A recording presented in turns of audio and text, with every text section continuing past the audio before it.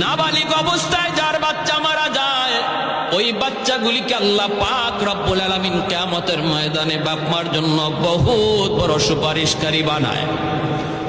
বাচ্চাগুলি আল্লাহর কাছে ডাক দেয়া কয়, মালিক, ও মালিক, তুমি আমারে দুনিয়াতে পাঠাইছো, পাঠানোর সময় আমার মা কত কষ্ট করছেন, জান বের হয়ে যায় অবস্থা।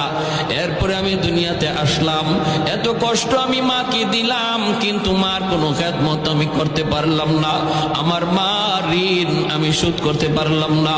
আল্লাহ, আজ যদি তুমি আমাকে জান্নাতে দিতে চাও, আমার মা বাবা সারা জান্নাতে যাইবো না, হয় আমারে বাপ মার সাথে জাহান্নামে দিয়ে দাও, হয় আমাকে আমার বাপ মার সাথে জাহান্নামে দিয়ে দাও।